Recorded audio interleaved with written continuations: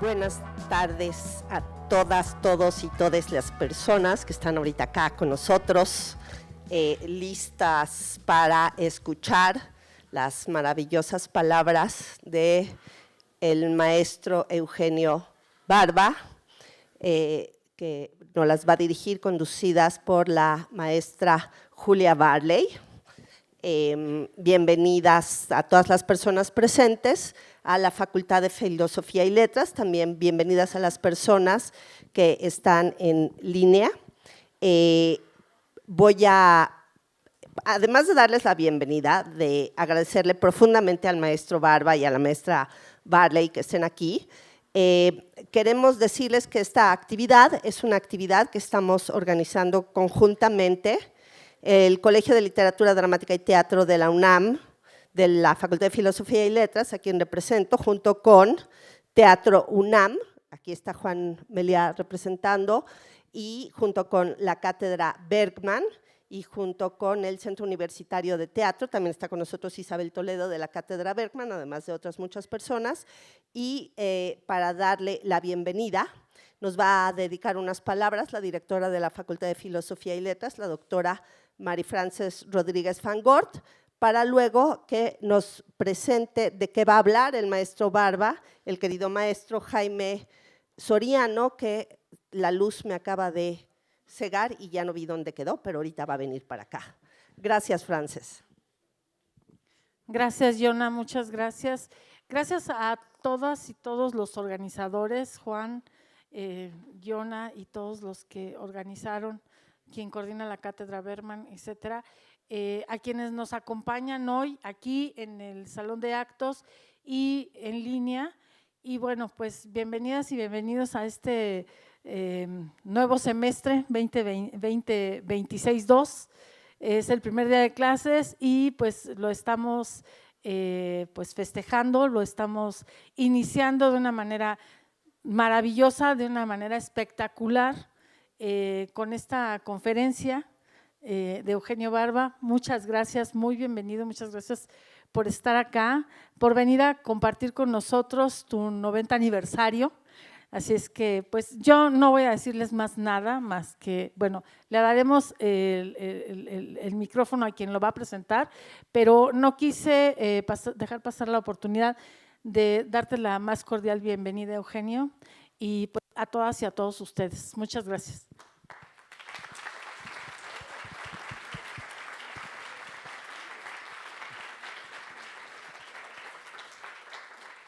Y Jaime se acerca entre las multitudes y ahora llega con nosotros. ¿Lo pongo aquí? Sí. Muy bien, muchas gracias. No sé si se dieron cuenta, pero yo estoy atendiendo dos negocios. El del streaming y el que estén aquí ustedes como invitados especiales, cada uno de ustedes. Voy a leer un texto porque así me oriento mejor. Buenas tardes a todas y a todos y a todes. Es para mí un honor profundo y también una emoción personal darles la bienvenida a esta aula magna de la Facultad de Filosofía y Letras. Hoy nos reunimos no solo para escuchar una conferencia, sino para celebrar la vida. Celebramos la vida de un hombre que ha dedicado 9 décadas a preguntarse y a preguntarnos ¿por qué insistimos en este oficio efímero que es el teatro?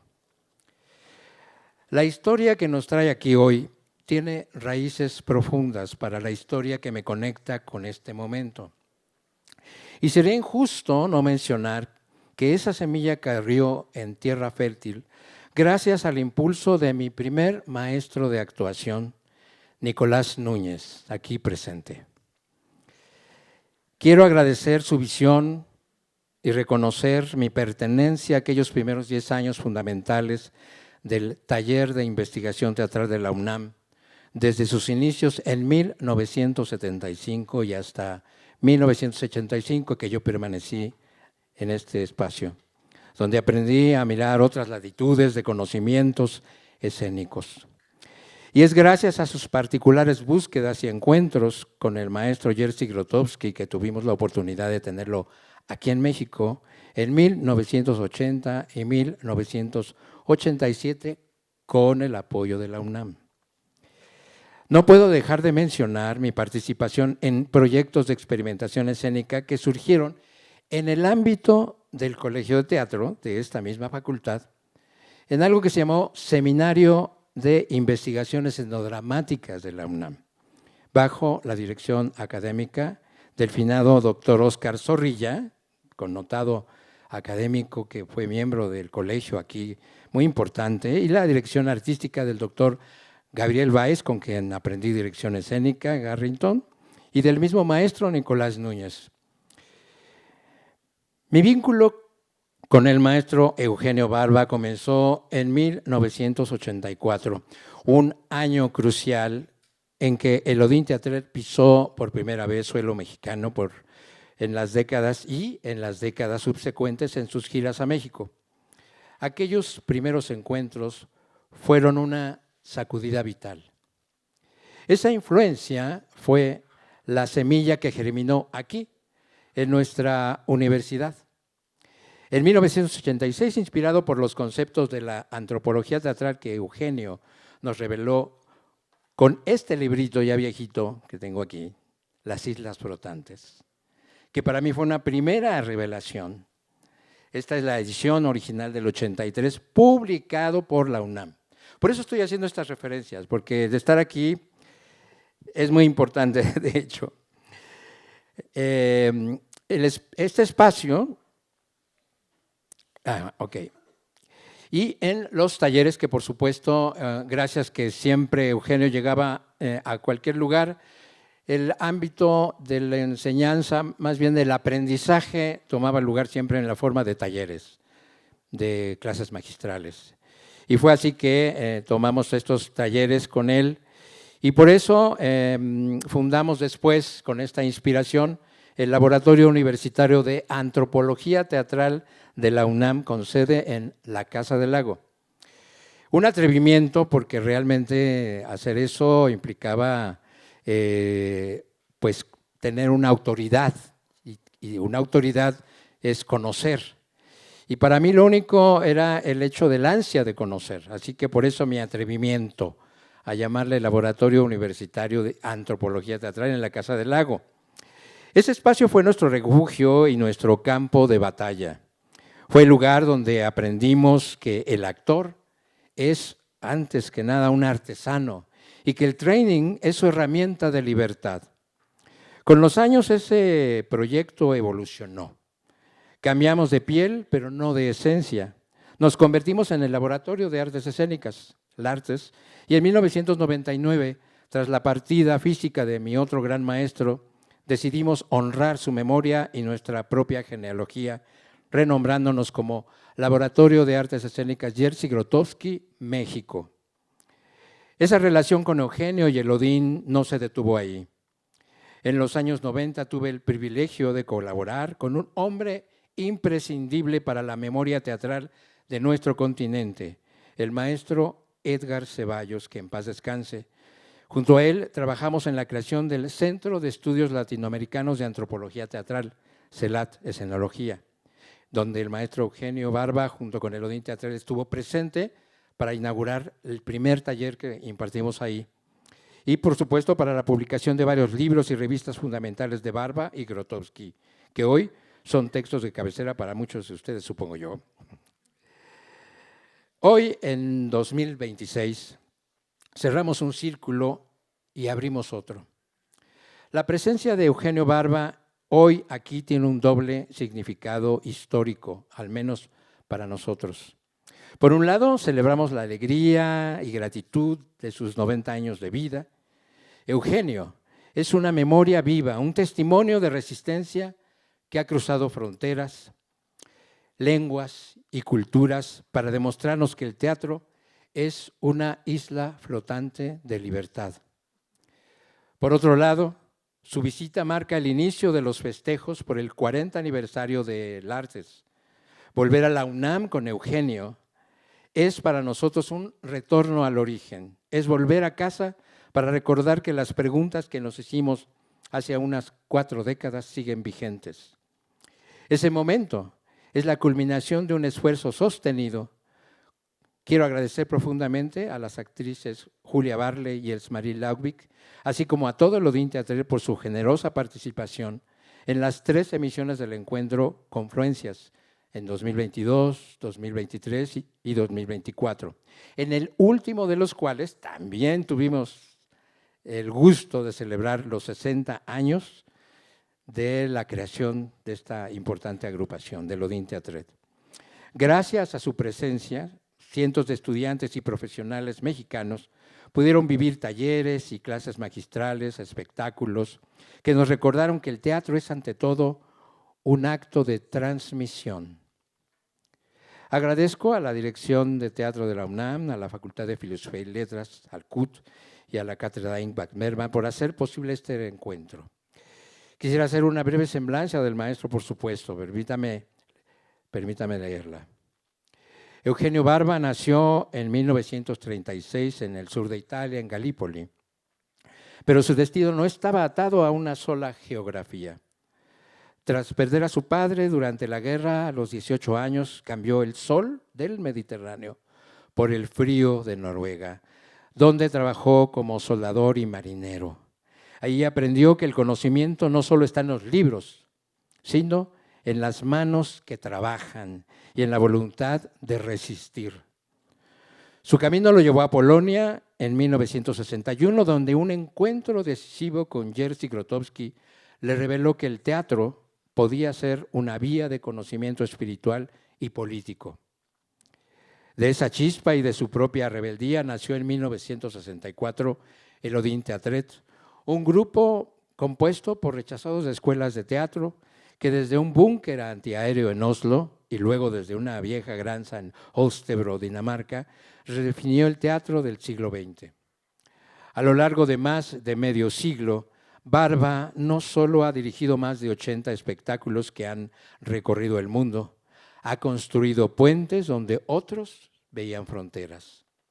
Es el creador de la antropología teatral, esa ciencia secreta que estudia la energía del actor antes de que se convierta en expresión. Es el creador del concepto de tercer teatro, dando nombre y dignidad a miles de grupos independientes que como islas flotantes sobreviven al margen de las instituciones. Y nos regaló el trueque, enseñándonos que el teatro puede ser una moneda de cambio cultural entre comunidades. Doctor honoris causa por más de una docena de universidades en todo el mundo, desde Bolonia hasta La Habana, desde Hong Kong hasta Buenos Aires. Hoy celebramos no solo al académico o al director, sino al viajero incansable. Pero si hay un territorio donde la semilla de Eugenio Barba ha florecido con una fuerza particular es en América Latina, en el sur global. Desde su primera visita a México en 1984 y sus históricos encuentros en Ayacucho y Bahía, Barba no solo vino a enseñar, sino a aprender de nuestra propia teatralidad. Su relación con el continente no ha sido la de un visitante distante, sino la de un aliado profundo que reconoció nuestros grupos de teatro, desde los Andes hasta el Caribe, y sus hermanos del tercer teatro. México en especial ha sido para el Odín Teatret un hogar recurrente, un espacio de trueque constante donde su antropología teatral dialogó con nuestras tradiciones, tejiendo una red de afectos y complicidades que hoy, 4 décadas después, sigue más viva que nunca. A sus 90 años, Eugenio Barba sigue siendo un marinero que navega contracorriente, recordándonos que el teatro es ante todo un acto de amor y resistencia. Sin más preámbulos, quiero ceder la palabra a quien nos ha enseñado que el teatro es una isla flotante de libertad. Un hombre que a sus 90 años sigue siendo el más joven y rebelde de todos nosotros. Bienvenido a tu casa, mi querido Eugenio. Bienvenido.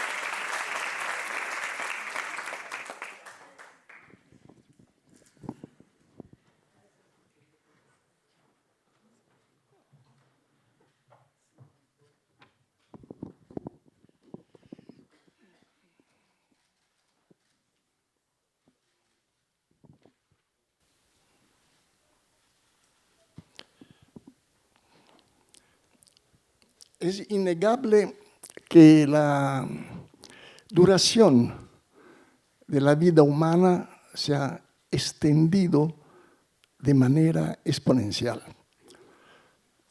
Al tiempo cuando los representantes de la especie humana, que después se autodefiní Homo sapiens sapiens, destruyó las otras especies que existían, la del Neandertal, y sobre todo gracias al conocimiento del fuego, creó la primera catástrofe ecológica, destruyendo todas las forestas que existían y todos los grandes animales del planeta.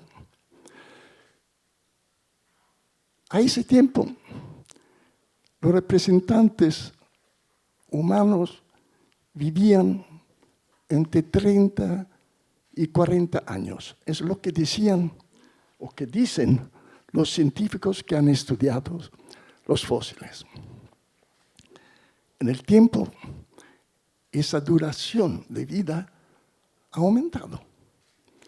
En el 1975, el año cuando terminó la guerra de Vietnam, que hizo 980.000 muertos en el norte de Vietnam y 147 muertos en el sur de Vietnam y 65.000 estadounidenses, la mayoría soldados. En ese mismo año, la duración de la vida en Europa era las mujeres de 79 años y los hombres de 74, un poco menos. Hoy, las estadísticas dicen que las mujeres en Europa viven 84 años y los hombres un poco menos, 81. Es decir, que nos volvemos más y más viejos. Estamos en realidad rodeados de viejos. Y por eso que cuando yo viajo y encuentro amigos, organizadores, rostros desconocidos, me asombro cuando me dicen: oh, Eugenio, todavía trabajas tanto, tienes tanta energía, como a 90 años tendrías que jubilarte, descansar, ya sembraste tanto. ¿Por qué continúas? ¿No estás cansado? Claro, soy cansado. Quien trabaja se cansa. Pero todos nosotros conocemos que el cansancio es un factor mental. Si tú trabajas todo el día en una fábrica, claro que cuando tú sales eres cansado, pero tienes un montón de energía por ir en discoteca, o por encontrar tu chica, o por leer tu libro. Es decir, que el factor del cansancio es algo que depende mucho de dos factores. Uno es la motivación, el placer que tú pones en lo que tú haces. Si tú lo haces justo para ganar dinero y después vivir tu vida fuera del trabajo, claro que el trabajo es de veras una maldición para el ser humano. Pero si en el trabajo tú realizas algo que es extremadamente necesario para tu sentido en ese planeta, entonces el cansancio se vuelve en una forma de placer.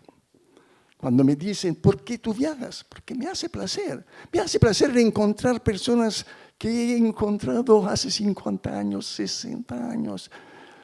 Ya son viejos como yo. Ya han perdido la belleza de la juventud, pero tienen la gloria de la vejez.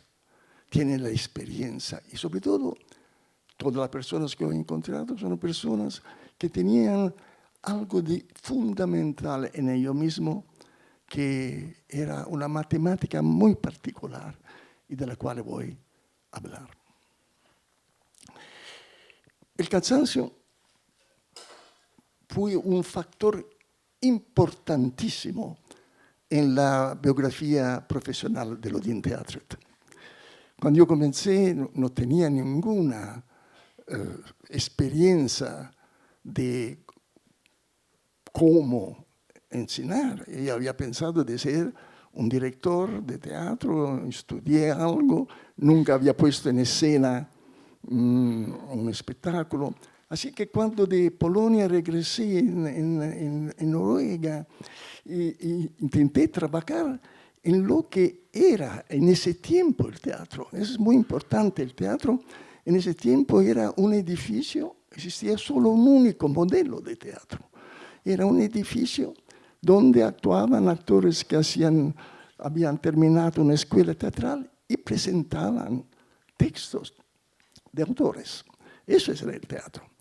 Así que no existía para nada toda esa riqueza de experiencias que hoy existe. Hoy no existe más el teatro. Hablar de teatro es ridículo, es casi una mentira. Hoy existen los teatros, diferentes modelos, diferentes sistemas de producciones con públicos, con maneras de expresarse y con objetivos diferentes. Así que en ese momento el ser rechazado de no encontrar trabajo en un teatro, yo lo llamo tradicional, y cuando hablo de tradición es la grande tradición que se creó en Europa profesionalmente en el 1545, cuando un grupo de personas, de mujeres sobre todo, que estaban presentes, se reúnen y deciden de entretener a los espectadores haciéndolo pagar. Antes el teatro era una tarea a cargo de los obispos en estas grandes ceremonias religiosas, donde todo el mundo podía participar gratuitamente. O el teatro en las grandes fiestas que daban los aristócratas en Europa, y todo público. No existía un público, la población participaba. Es decir, que la invención del teatro es un acto de extrema inteligencia, diría, pragmatismo de la parte de personas, de vagabundos, de personas que vendían, sobre todo los llamados animadores, que en las calles hablaban, los charlatanos, así llamados charlatanos, que sabían charlar en italiano significa hablar bien. Así que los charlatanos son los que hablaban y atraían a la gente. Y después vendían algo, vendían elixires, vendían fórmulas para hacer enamorar personas, a veces eran dentistas al mismo tiempo. Pero ese aspecto espectacular que era libre en las calles, esa parte, esos plebeyos, esos soldados que no querían ser mercenarios más y luchar con campesinos que se escapaban de los latifundios, ellos se juntaron para entretener y inventaron algo de fundamental por la libertad del actor: la entrada. Mientras antes el obispo o el grande aristócrata podía pagar para esa fiesta, ahora los actores, la primera compañía que inventa el teatro y se crea una cooperativa donde va a distribuirse el trabajo, la ganancia, ellos deciden de no hacer entrar libremente el público. Lo pueden hacer si pagan una pequeña entrada. Es el primer, diría, acto de democracia, si uno quiere pensar en esas categorías, de la parte de nuestro oficio. Y esa entrada permite a los actores económicamente de crear una microcultura, que es una cultura itinerante, es una cultura que va de ciudad a ciudad, de pueblito a pueblito, haciendo espectáculos y con una capacidad de improvisar, es decir, de utilizar toda una serie de esquemas, de patrones que ellos han desenvolvido en forma de estereotipos, uno podría decir, o arquetipos. Lo mejor es pensar a la comedia del arte, el doctor, el viejo, la joven ingenua, el galante, todo eso. Hay esos arquetipos que son capaces, han aprendido textos de diferentes tipos, maneras de cantares, de hablar en un gramlo, es decir, una lengua que se inventan, y utilizando todo ese grande capital cognitivo, físico. Ellos saben bailar, fundamental saber bailar, porque es la manera como emocionalmente se comunican con otras personas frente a nosotros, y saben cantar. Son los dos idiomas, los dos canales emocionales de la comunicación. A menudo no pueden utilizar el texto porque yendo de ciudad a ciudad, los dialectos no existen. En Europa estamos en 1545. En Europa no hay todavía estados nacionales, no hay ni aún. Donde piensen a España, donde hay Galicia, donde hay los Países Vascos, donde hay Cataluña que quiere separarse, cada uno con sus idiomas, con sus dialectos. Los actores no podían utilizar textos, cuando algunos solo podían usar en el Londres de Shakespeare, que justamente en ese tiempo está inventando, está construyendo una lengua. Y aquí Shakespeare se vuelve un factor importantísimo porque él utiliza más de 1000 nuevos vocábulos en sus textos, que vienen del latín, que vienen del francés, que vienen de los países de la Holanda. Esto para decir que el teatro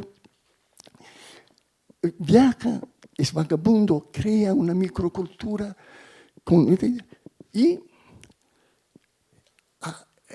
asume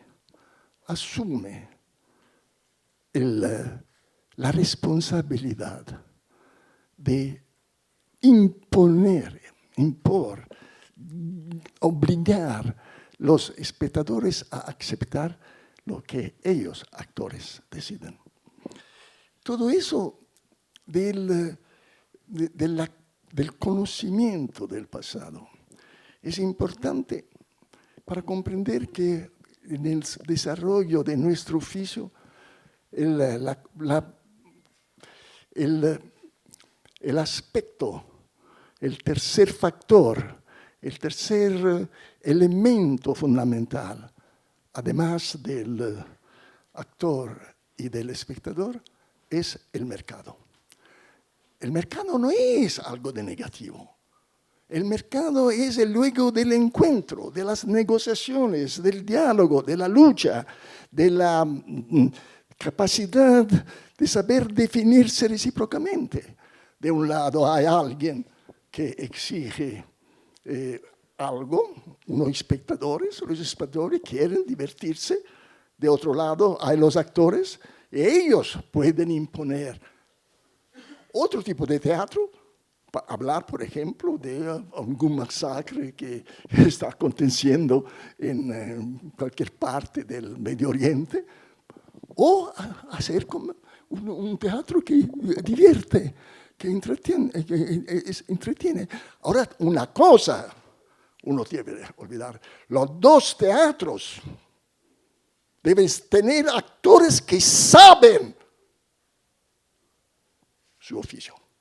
Porque el teatro, tú puedes ser militante. Eso es otra cosa. Tú puedes ser militante, luchar para para que los gatos tengan una vida mejor. Pero puedes utilizar el teatro, pero tú vas a hacer o interesar a la persona en base al mensaje, en base a lo que tú estás defendiendo o quieres imponer. Pero el teatro es otra cosa. El teatro tiene otros armónicos, diría.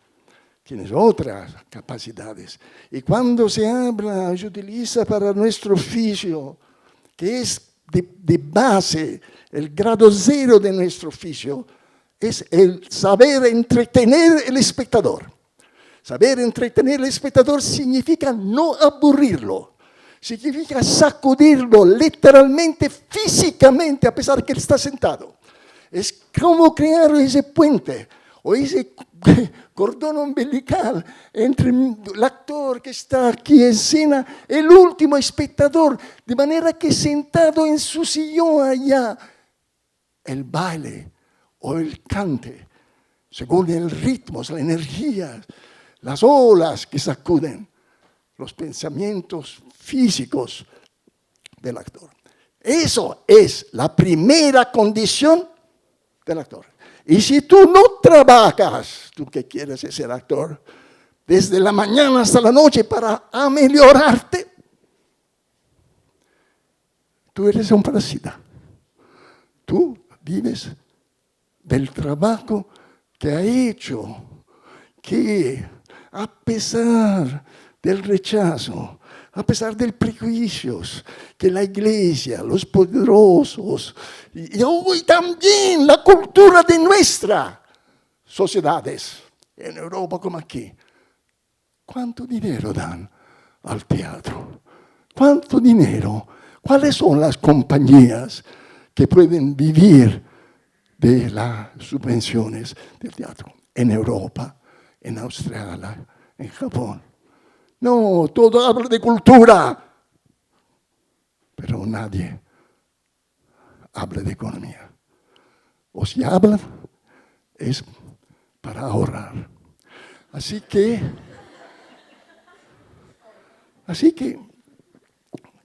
esto del oficio fue fundamental para nuestros antepasados que crearon el teatro en Italia. Y después, esa cultura de la compañía teatral, hombres y mujeres que viajan, que crean todas una manera particular, casi inexistencial, de vivir jerarquías, pero donde los ejemplos, por ejemplo, de homosexuales que podían vivir su sexualidad dentro de las compañías, o de mujeres que se volvieron, hubo un periodo al final del 800 que las más grandes directores de compañías teatrales más conocidas eran mujeres. Eleonora Duse, Regine, Sarah Bernard, etc. Es decir, que el teatro representó al interior de la sociedad una célula subversiva que pero estaba aceptada y aún apreciada. Y hoy, definida cultura. Pero el teatro no es una operación cultural. El teatro eres tú que lo haces y que te comprometes para dar algo. Das algo porque tienes un objetivo. Puede ser lo de ganar dinero. Puede ser lo de impresionar a las mujeres o los hombres que están en la sala.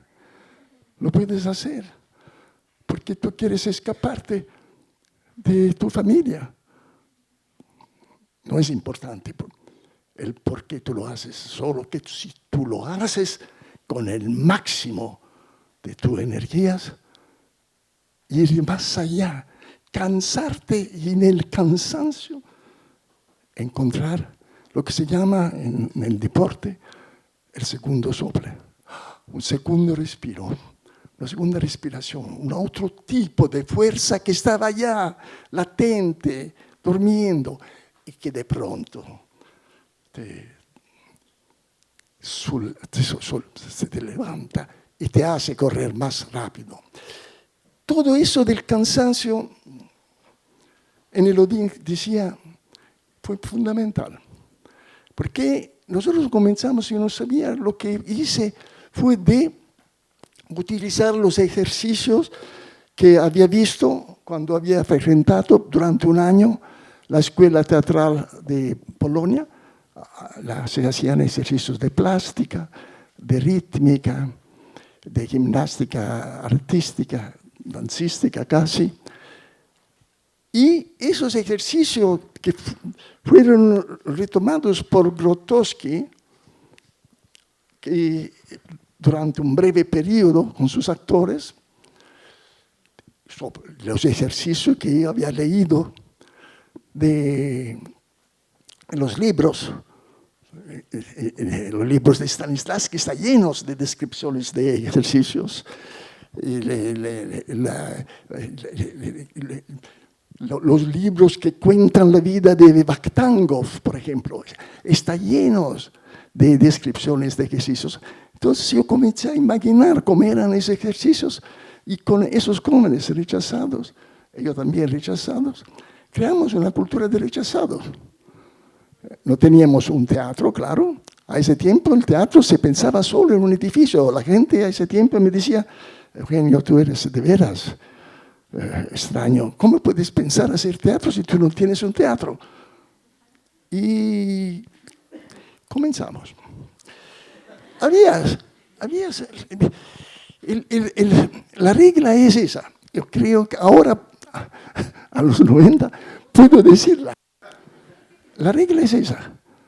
Si tú quieres descubrir algo de nuevo, tienes que ponerte en marcha y equivocarte de camino.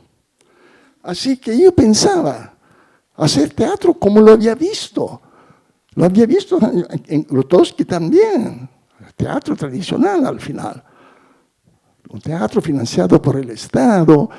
Había problemas económicos. Un teatro, el teatro de Grotowski, donde había técnicos bien pagados, donde había Scarla Robera que planchaba los trajes de los actores que habían terminado la escuela teatral, que después de los espectáculos tener clubes especiales para artistas en la sociedad socialista. Es decir, el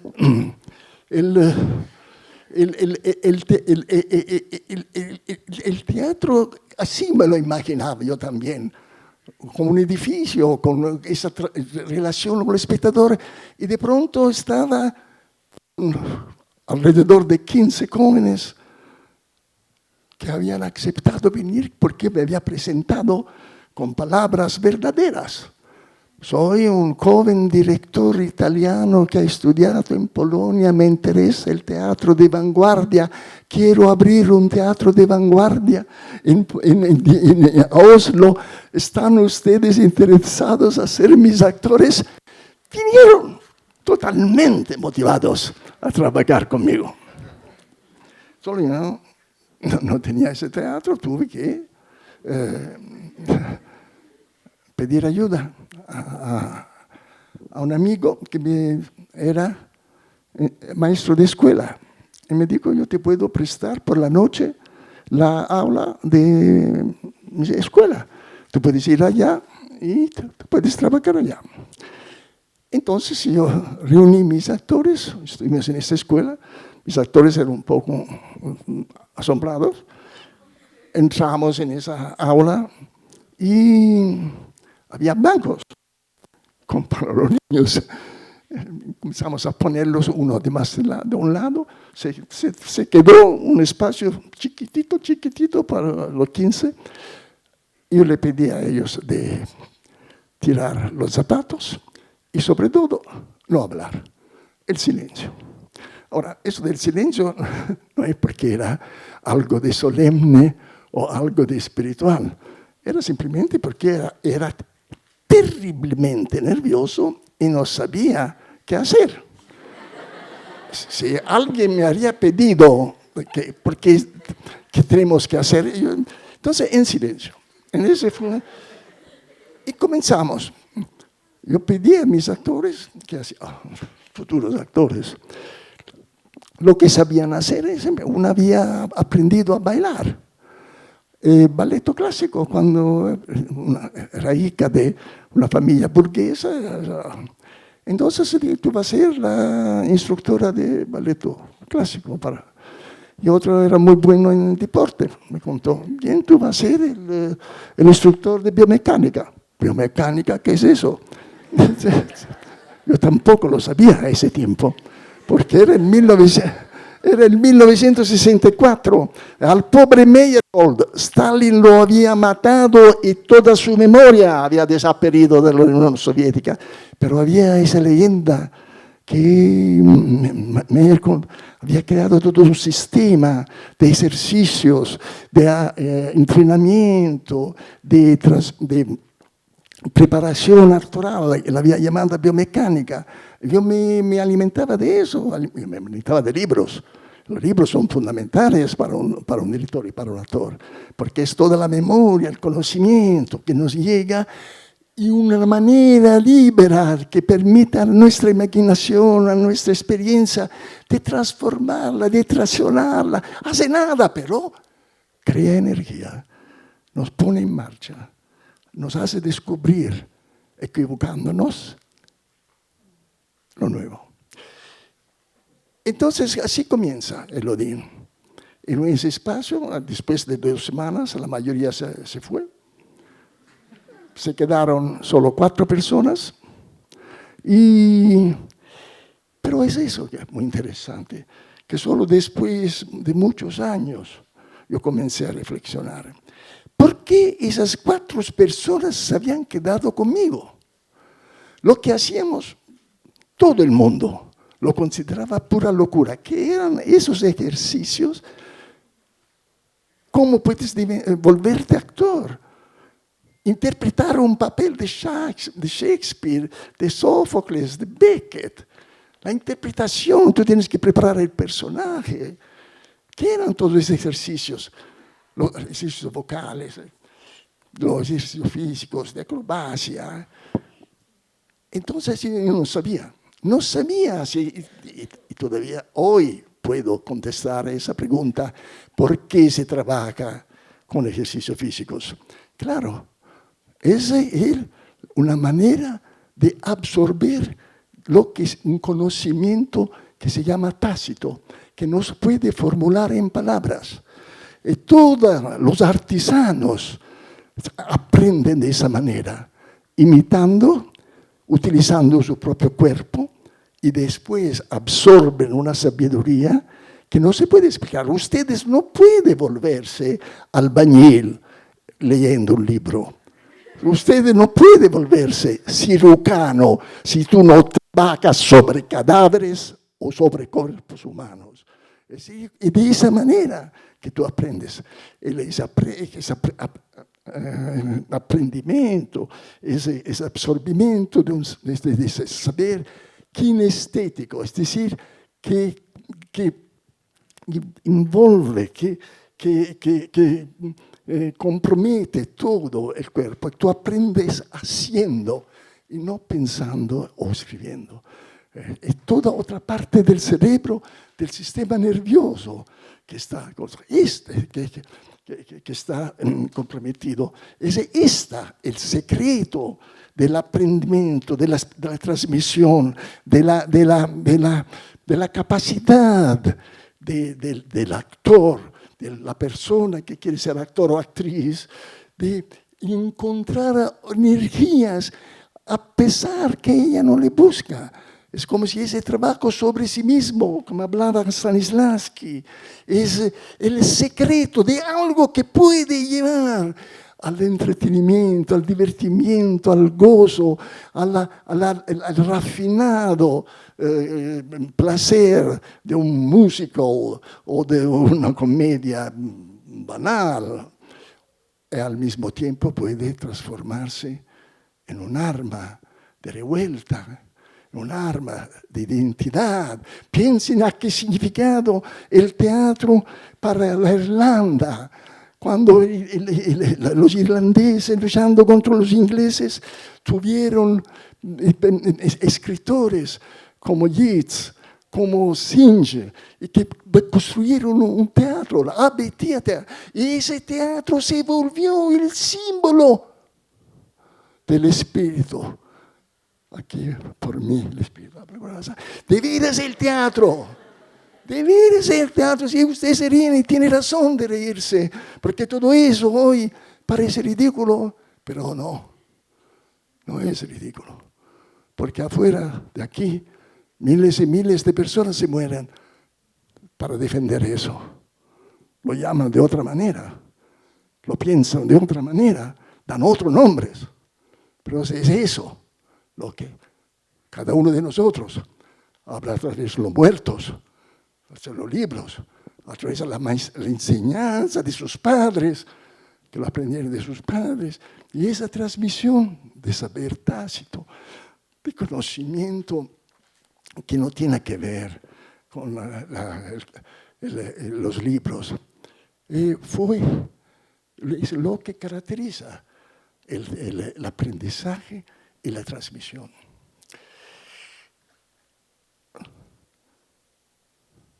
Me dicen a menudo mis hijos, que son ya bastante viejos, casi abuelitos ellos también, me dicen, una vez recién, cuando estábamos hablando del pasado, y ellos con una cierta ironía y una cierta dulzura también, me regañaban a causa de mis ausencias continuas, porque viajaba todo el tiempo. Y me preguntaban, ¿por qué te quedas tanto ahora? Es de 90 años, ¿por qué no lo tomo con un poco más de calma? Entonces le expliqué por qué. Lo expliqué de manera matemática. Hay dos realidades en la cual ustedes, mis hijos, yo y todos los seres humanos viven. Hay una realidad donde 1 más 1 es igual a 4. Y hay una realidad donde 1 más 1 es igual a 5. Exactamente, a 5. 2 plus 2. 2 más 2 es 4. 2 más 2 es 5.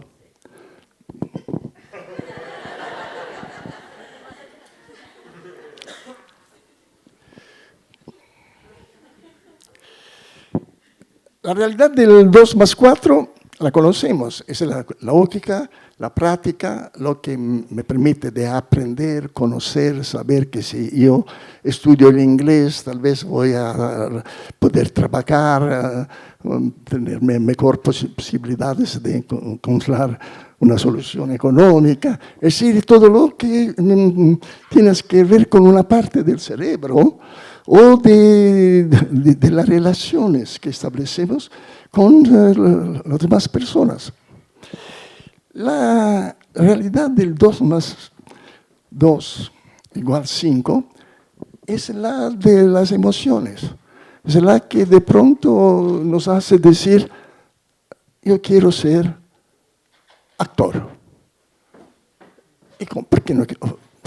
Tu papá justamente, que piensa en categoría que 2 más 2 es 4, dice, ¿y por qué no quieres ser arquitecto? ¿Por qué no quieres ser doctor o abogado? No, tú quieres ser... ¿Y por qué?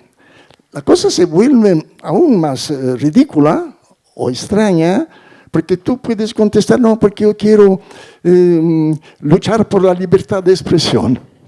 Yo quiero resistencia. ¿Resistir qué? ¿Qué quieres resistir? Te pregunta tu padre, tu mamá, justamente.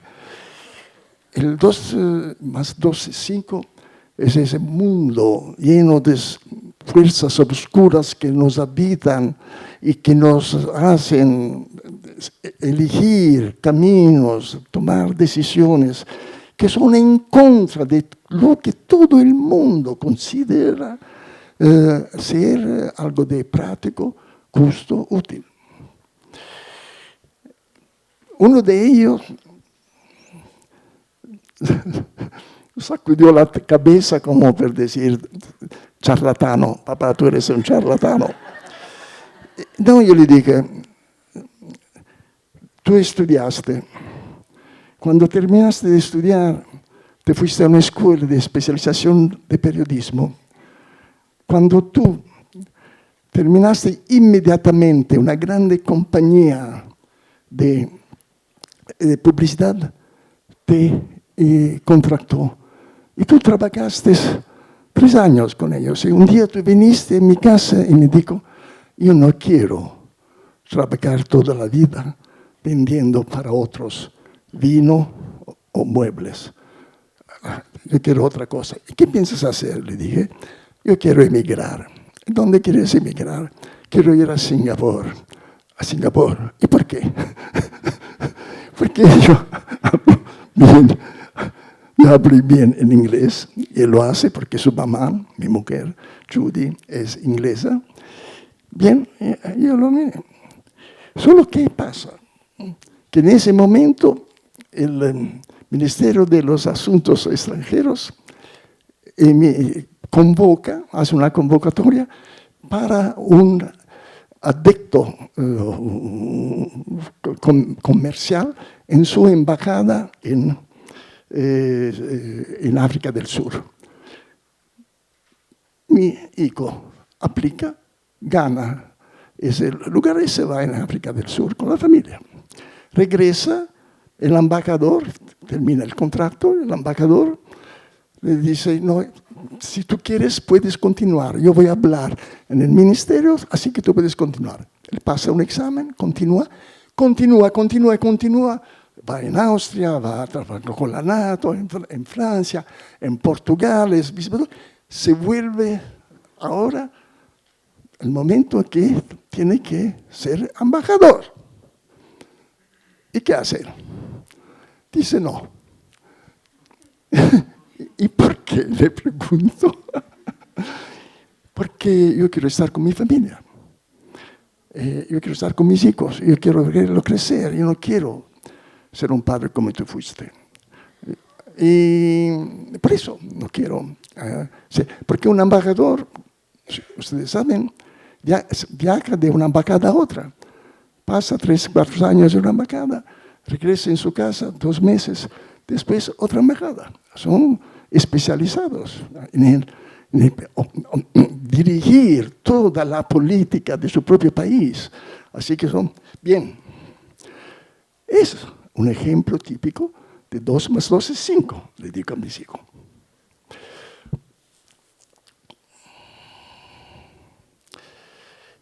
Bien, ahora voy a comenzar con la conferencia, que tiene como título,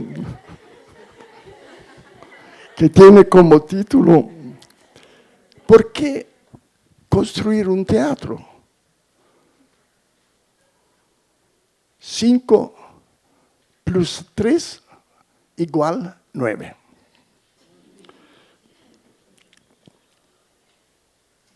El año pasado, en Targovice, que es una pequeña ciudad de Rumanía, el Odeon Theatre fue invitado con el espectáculo que tal vez algunos de ustedes vieron, que se llama Las nubes de Hamlet, y que fue estrenado a la Universidad Iberoamericana.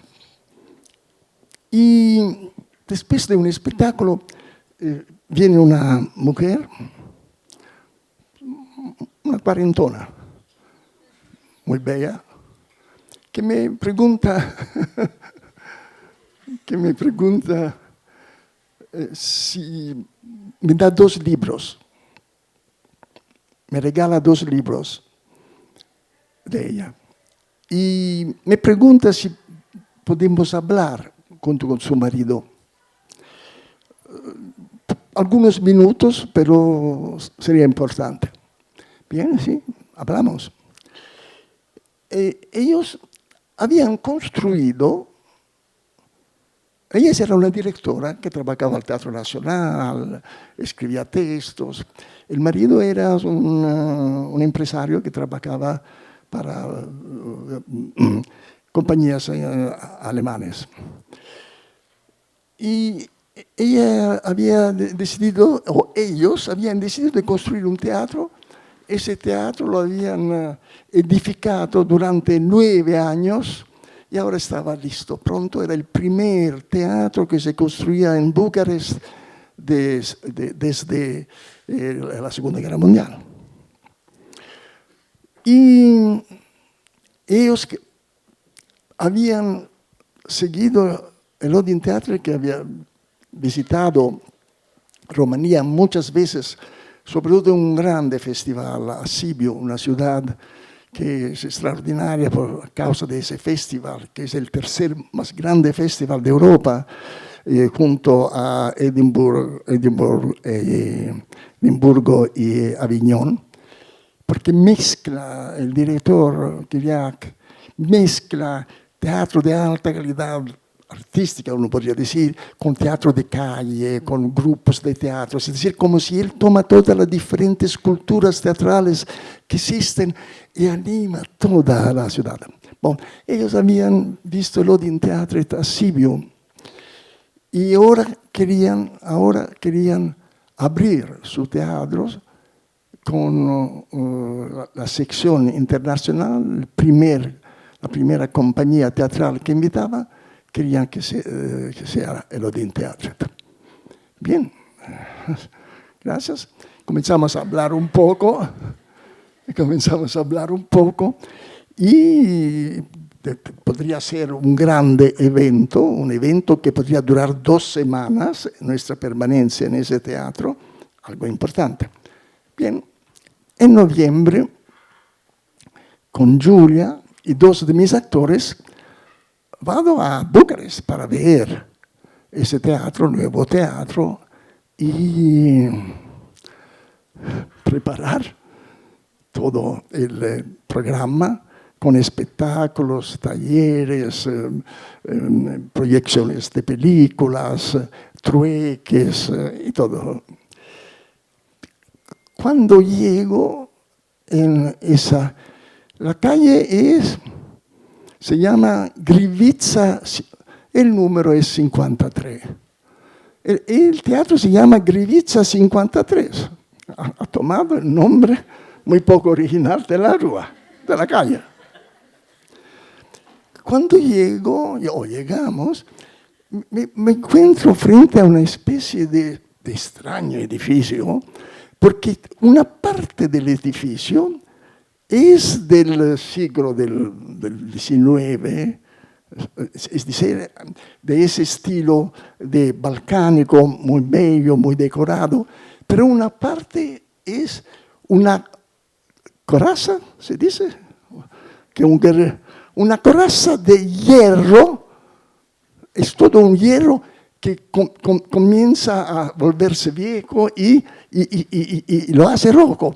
Es muy extraño, una puerta muy pequeña para entrar, y me doy cuenta que el interior no es así, un interior de 2 más 2, 4, es un interior de 2 más 2, 5, completamente loco. Entonces, yo veo el cemento. Sobre el cemento veo nombre de apuntes del arquitecto, de los obreros.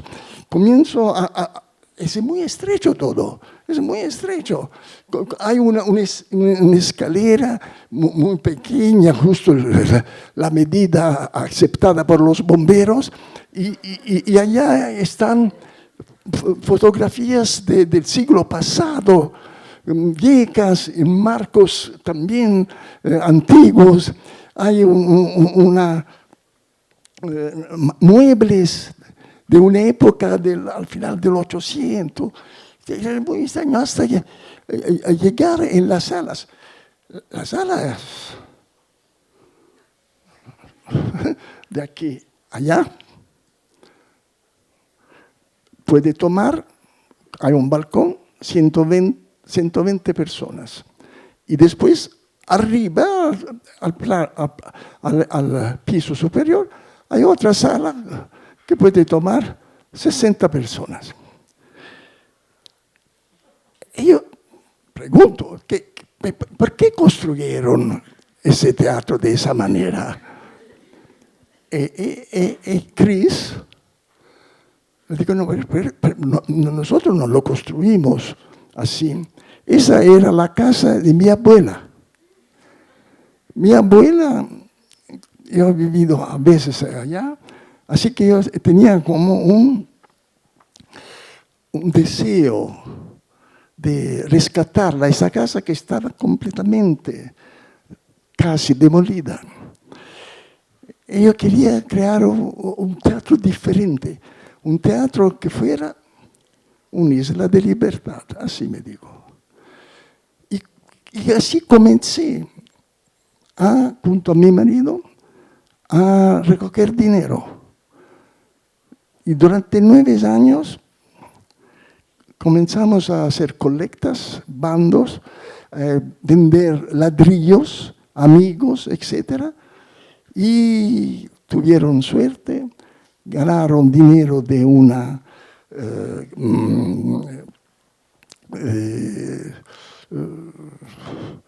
compañías noruegas, de Luxemburgo.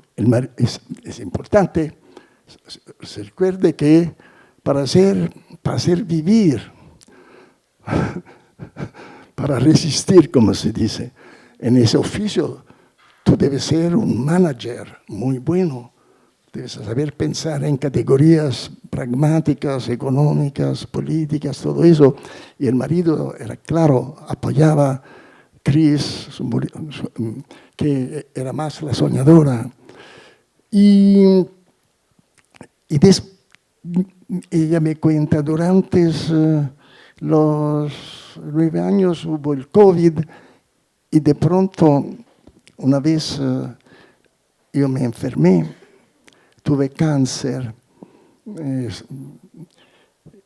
y eso ya lo sabía, porque había leído sus libros que ella me ha dado y había visto las fotografías de ella, muy bella, con el cabello, el pelo negro, largo, y después del cáncer, el tumor, de la bestia dentro de sí, que con la cabeza rasada.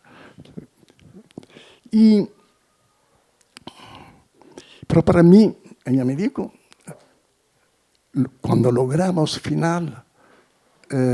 construirlo, mi pensamiento fue de invitarte y sobre todo continuar a dejar que esa casa de mi abuela sea un lugar diferente en esa ciudad, un teatro diferente.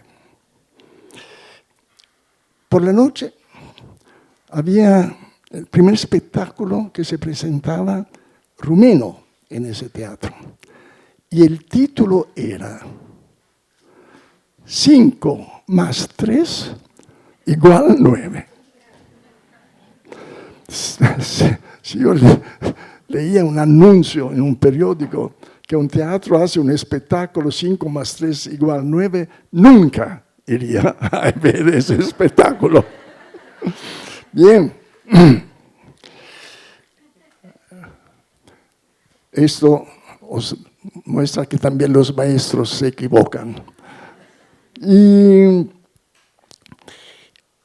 es uno de los espectáculos más bellos que he visto desde largo tiempo. Eran 9 actores que al mismo tiempo eran bailarines, que bailaban de una manera extraordinaria, pero no era un baile. Lo que ellos estaban contándose casi en un estilo tradicional. Era la construcción, la demolición y la construcción de esa casa de la abuela en ese edificio que estábamos viendo. Y a un cierto punto, una de esas actrices se tira el pelo y se vuelve completamente calva. Y aparecen imágenes de ella cuando tenía el pelo largo y cómo se lo corta ella misma para volverse de esa manera muy poco femenina según los estándares tradicionales. El espectáculo me emocionó, sin comprender, no comprendía por qué de pronto esa actriz hacía eso, pero había en toda la estructura, el ritmo, esa capacidad de crear acciones reales, no había simulación, ellos no actuaban, estaban haciendo con palas, con instrumentos, cuando se mostraban cómo se había construido todo eso, lo hacían de manera extracotidiana, de danza, al mismo tiempo yo podía ver cuál era el objetivo de su trabajo, qué tipo de intervención física estaban haciendo sobre el edificio. Al final, después del espectáculo, pregunté a Chris, el título, ¿por qué? Ella me dijo, porque 53 es el número de la calle. Y 9, es decir, del teatro. Y 9 son los años que hemos utilizado para edificarlo. 53 y 9. Ella hizo una intervención de directora extracotidiana en lugar de dejar el familiar, lo puso un poco diferente y ya el título se volvió una parte, una visualización, diría, un testimonio de esa manera de pensar del 2 más 2 es 5. Y aquí regreso al cansancio, aquí regreso a algo que se está atado a la tarea que tú asumes, porque esa tarea tiene una responsabilidad, ¿no? Una responsabilidad hacia los demás, una responsabilidad hacia a las personas a las cuales tú diriges esa tarea, que tú eres médico, que tú eres comerciante que vende algo, que tú eres electricista, pero si tú haces algo, tienes que hacerlo el mejor posible. Debe ser el Himalaya de tus posibilidades. Esto no es algo que es genético, es algo que tú aprendes. Alguien tiene que aprenderte todo eso. Yo lo aprendí, no lo aprendí de Grotowski. Yo lo aprendí cuando a los 18 años emigré de Italia a Noruega y para vivir encontré trabajo en una oficina mecánica. Yo soy el típico hijo de una familia burguesa, de militares, doctores, abogados. Nunca he tomado un instrumento en mi mano, no había tomado. Pero allá, el propietario del taller fue mi maestro. Fue él que me enseñó días tras días a cómo manejar el fuego de la llama oxídrica, de cómo tomar los pedazos de hierro, evaluarlos, cómo ponerlos para poderlos saldar mejor, de cómo el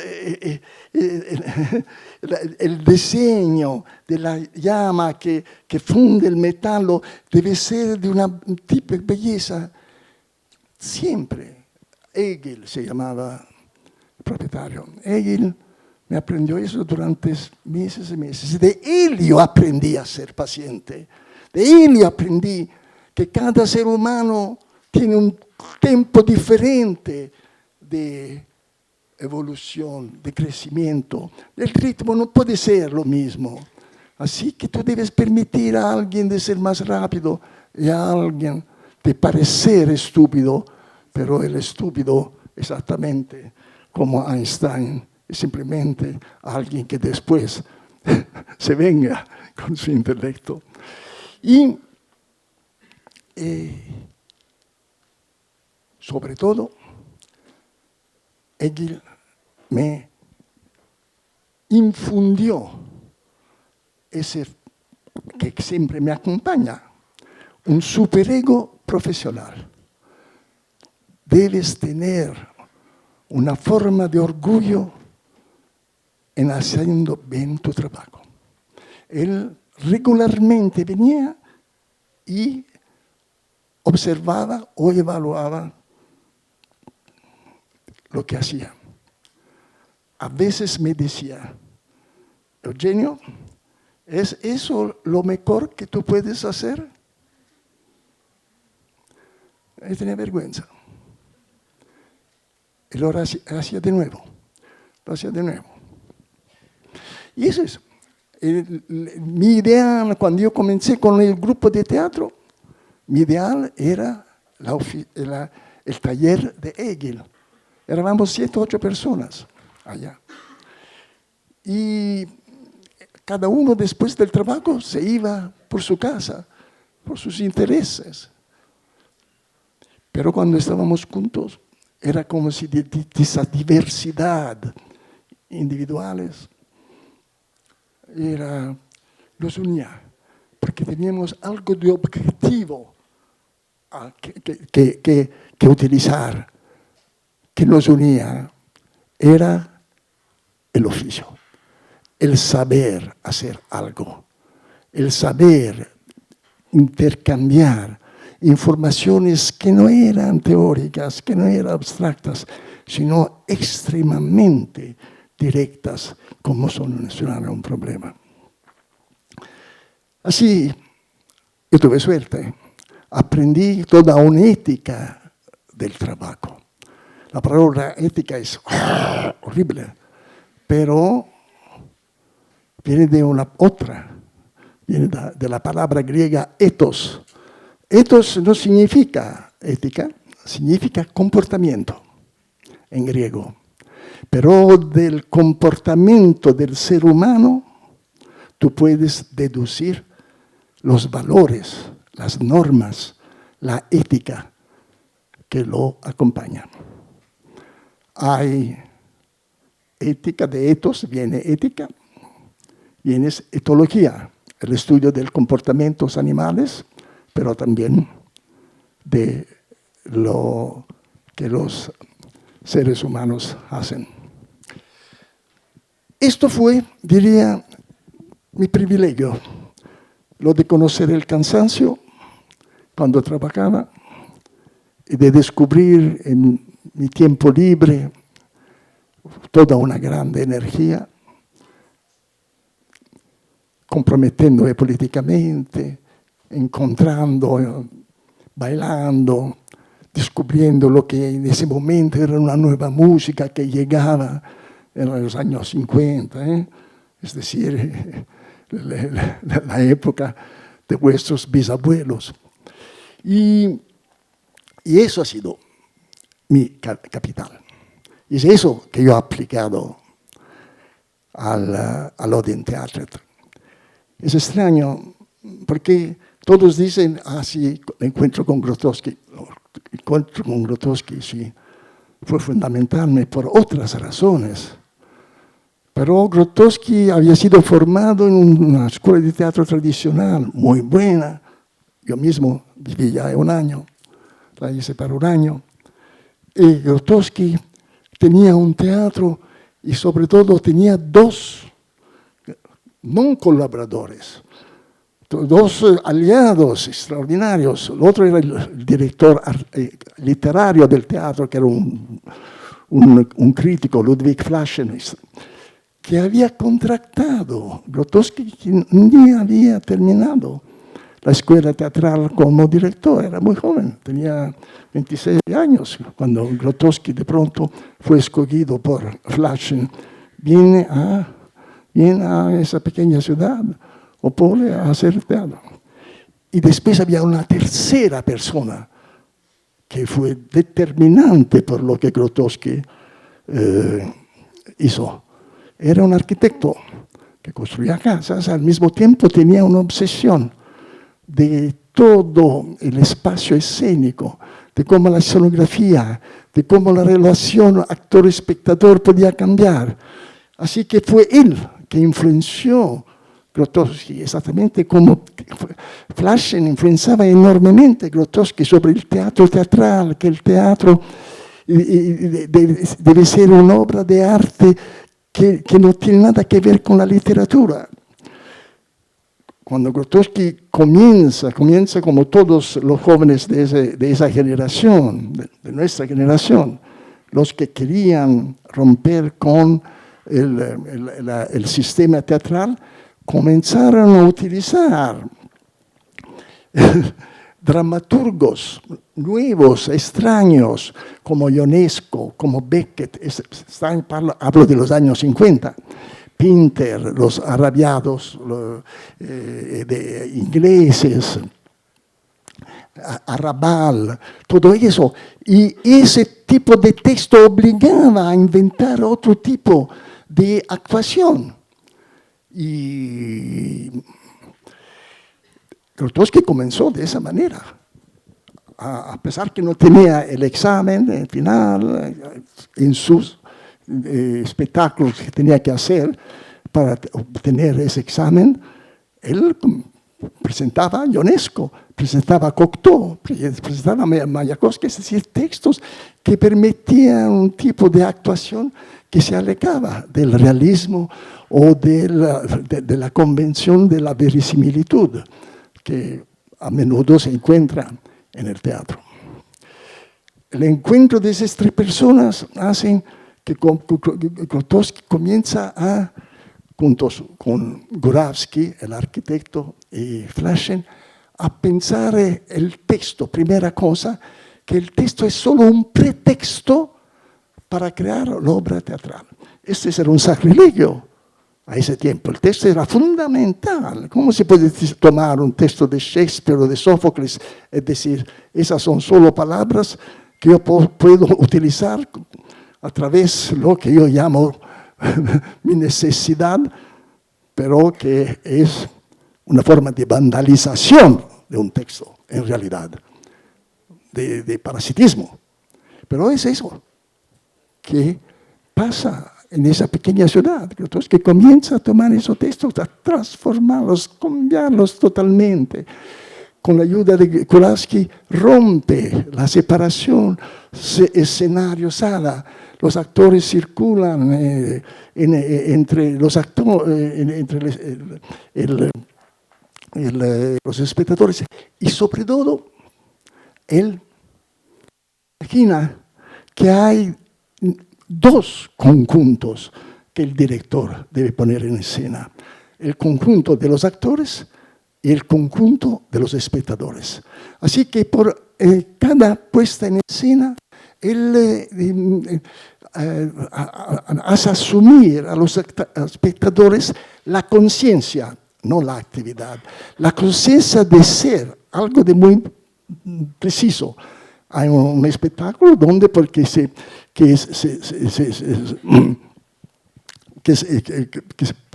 que acontece en un hospicio mental, en un hospital mental.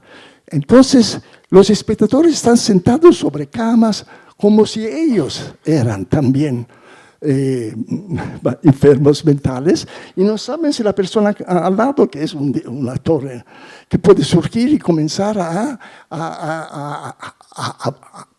desenvolver la dramaturgia o el texto o la historia que se está contando, que es la historia de Kordian, un aristocrático polaco. Entonces, esa es la grande fuerza dramatúrgica de los espectáculos de Grotowski junto a los dos colaboradores, que en Nuse, que en forma distilada contienen todo lo que el 68 provocará en el planeta teatral, es decir, la destrucción de la separación, como después de 68 se intenta infiltrar esa masa opaca de los espectadores a través de las acciones, las intervenciones de los actores en el espacio, al mismo tiempo que el teatro, el espacio no es solo el espacio tradicional, es también la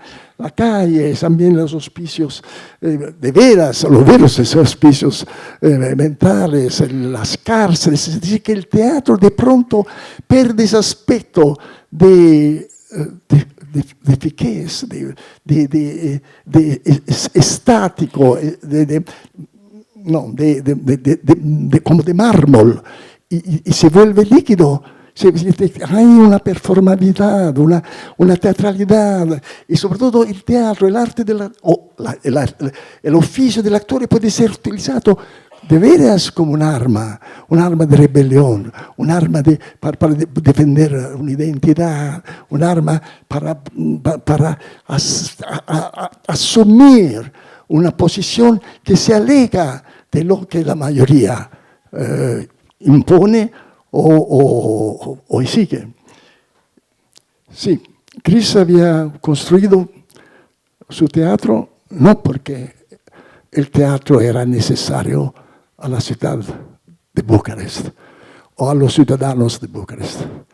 Ella construyó su teatro porque era su necesidad, porque las fuerzas, el daimon, como decía Sócrates, esa especie de espíritu que es nuestra interioridad, le imponía de hacer algo. Y cada uno de nosotros puede hacer lo mismo. Va a tomar tal vez 9 años. Puedes tomar toda una vida. Yo comencé, os conté cómo comencé. Comencé pasando de una sala, de una aula de escuela a un búnker antiatómico. Después me dieron una granja en Holstebro, en Dinamarca. Perdí el idioma, el trauma de perder el idioma, de volverse idiota y de cómo hacerse comprender, de cómo hacer teatro si tú no puedes hablar el mismo idioma de los espectadores. Esto fue también una de las condiciones en las cuales se encontró ese grupo de actores que emigró de Noruega en Dinamarca. Pero sabemos, hoy yo sé, que el actor tiene tres lenguas. Las lenguas verbal, es decir, lo que yo estoy haciendo ahora, utilizando palabras, destruyendo vuestro idioma mexicano, pero más o menos se entiende a través de la palabra. Después la manera, como yo le digo, la calidad de entonación, la fuerza que le pongo, la resistencia que yo tengo que vencer para decir, encontrar la palabra justa, a pesar que no es mi idioma, ¿no? Y después el idioma orgánico, el idioma que nos tiene en vida, el idioma de las tensiones, porque son las tensiones que tienen en vida el ser humano. Y por eso es muy importante esa organicidad, la calidad de tensiones de solo que es necesaria, no más y no menos, y cómo llegar a ese equilibrio que Stanislavski o Copo llamaban la acción real.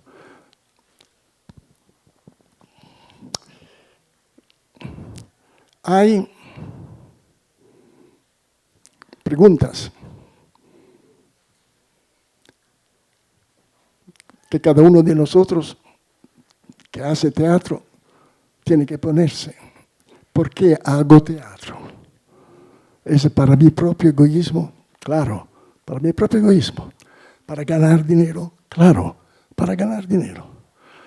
¿De qué manera racionalizo todo eso? ¿Por qué acepto de seguir el sistema teatral que existe en lugar de luchar en contra y construir mi casa, Grevizza 53, una casa que hospeda, donde viven la memoria de mi familia, la memoria de mí como niño, la memoria de algo que yo estoy incorporando en ese momento y que puedo transmitir a quien colabora conmigo. ¿Por qué haces tu teatro? ¿Por qué hago yo teatro?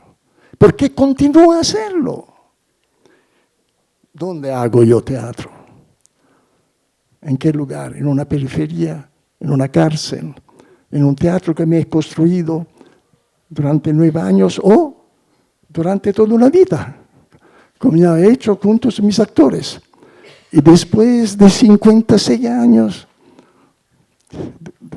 después de haber transformado esa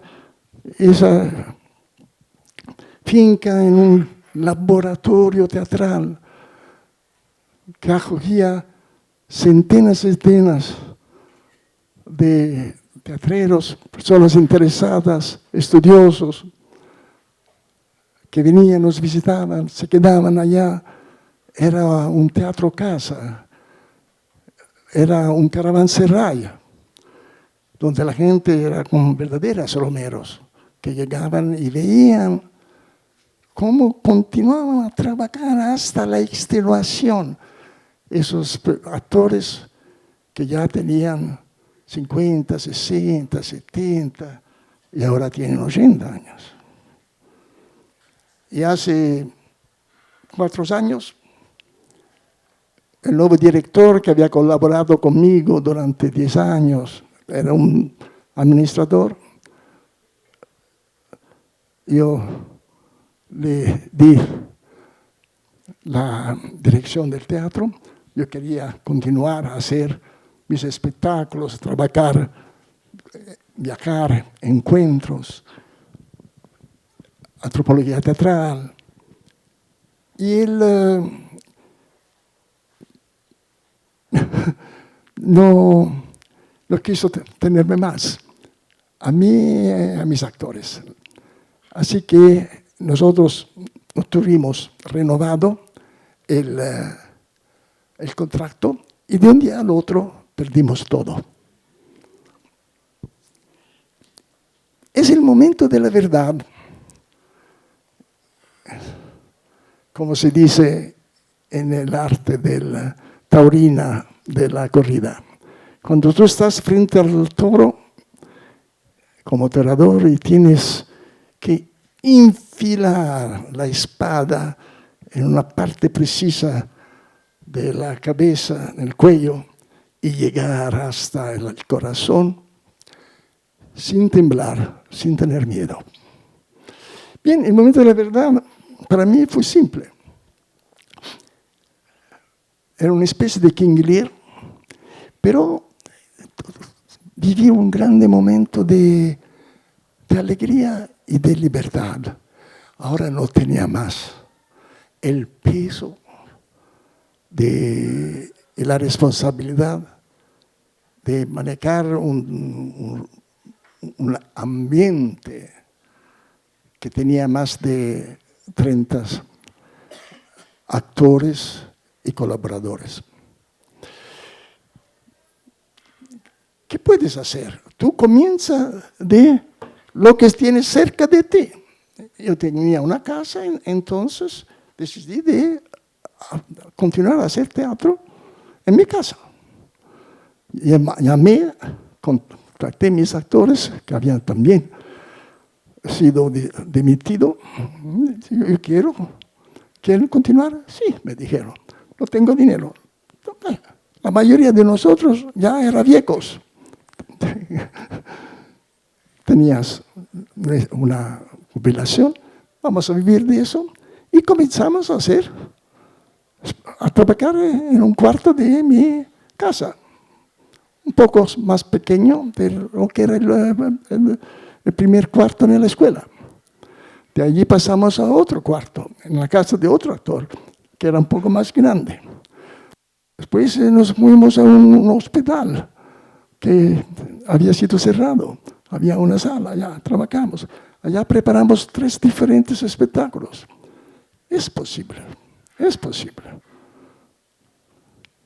Pienso que lo que siempre me ayudó fue algo de práctico. Una frase que una vez dijo Fridtjof Nansen. Fridtjof Nansen era un noruego que en el 1880, muy joven, se fue de Oslo al norte, casi 2.500 kilómetros al norte, más allá del círculo polar ártico, y vivió largo tiempo en una minoría étnica que se llama Same, lapones creo que a veces lo llaman, pero ellos se llaman a sí mismos sames. Y ya descubrió algo que no existía en la cultura de Noruega, de Suecia, que los sames utilizaban los esquís para ir sobre la nieve. Y se fascinó por esa técnica, se construyó un par de esquí, comenzó a esquiar. Cuando regresó intentó de difundir esa nueva técnica, todo el mundo se reía de él. Entonces él decidió de hacer algo. Él decidió de viajar a Groenlandia, donde no se utilizan, los inuit no utilizan esquí. Y ir a la Groenlandia enorme, esta ínsula que un presidente americano desea con un gran erotismo. Pero toda la parte occidental es habitada y la parte del otro lado es, a ese tiempo, totalmente inaccesible y no conocida. Él decide, Fridtjof Nansen, de ir allá, dejar el barco, la nave, lo deje, y él con los esquís y todo un equipaje que se había construido para luchar contra el hielo, el frío, decide de atravesar los 1.500 kilómetros que van de una costa a la otra. Todo el mundo lo consideró no solo loco, estúpido, simplemente imposible. Después de 8 meses, un día del otro lado, habitado y más o menos civilizado, donde hay agua caliente, llegó un ser humano en esquí que era Fridtjof Nansen, que había atravesado la Groenlandia en esquí. Le preguntaron, ¿pero cómo es posible eso? Eso era imposible. Y Fridtjof Nansen respondió, el imposible es el posible que toma más tiempo.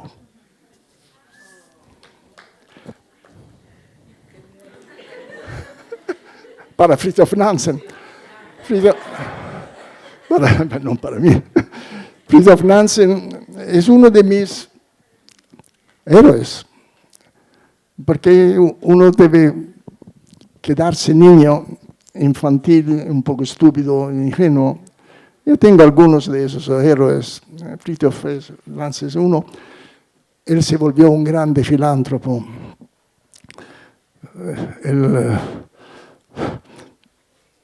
No voy a contar sobre Fridtjof Nansen porque... Y sí, porque aquí os he hablado un poco de por qué continúa a viajar, a ser activo, porque me falta tiempo, yo no pienso más en categoría de futuro. Cuando la gente habla de futuro, yo me río. Yo puedo pensar solo en categoría de final de partida. Mi tiempo es muy limitado y tengo que hacerlo bien. Y al final, ¿qué fue para mí tan importante? La generosidad humana. Yo era un emigrante, de veras un estúpido que hablaba ningún idioma. Y cuando comencé a hablar el noruego, lo vandalizaba, lo destruía. Y cuántas personas me acogieron en sus casas, me dieron a comer. Cuando yo viajaba, tocaba una puerta en el campo, la gente me acogía. Toda esa generosidad humana es como una deuda que yo siento de tener hacia los demás. Y claro, es una obsesión. Es algo que pertenece al 2 más 2 es 5. Es algo que tiene a ver también con los muertos. Porque todo lo que yo he aprendido de más importante, me lo han aprendido los muertos, los libros. Y sobre todo una experiencia personal de hablar regularmente con los muertos, con un muerto, que era mi padre. Yo perdí mi padre, él me hizo un grande regalo. Él era muy severo, era un militar, pero él se murió. Y yo viví feliz y muy libre con mi mamá. Pero cada día yo iba al cementerio durante años cuando era niño y hablaba al lado de su tumba. Y era un diálogo extraordinario, porque él me daba siempre razón, en su silencio. Dice, cuando soy grande yo voy a viajar, cuando yo soy grande voy a ser rico. El silencio de los muertos es fundamental para nosotros. Y sobre todo, los muertos nos permiten dilatar el tiempo, no vivir solo en el presente, en esa inmediatez, escapar de un pasado que cuando comenzamos a conocerlo se llena de personajes a la Fridtjof Nansen o a la Alcibíades de Atenas. Pero es otro héroe, la próxima vez que vengo voy a hablar de Alcibíades. Sí. Y ahora, yo quería que ustedes puedan experimentar qué significa el diálogo con los muertos. Por eso os pido de cerrar los ojos. Esperen, no los cierren. Yo quiero que Julia venga aquí y que evoque los muertos. Pero que ustedes cierren los ojos y escuchen. Solo escuchen. Sin ver, ella arriba. Shh. Y escuchen. Ese diálogo que viene de otra dimensión.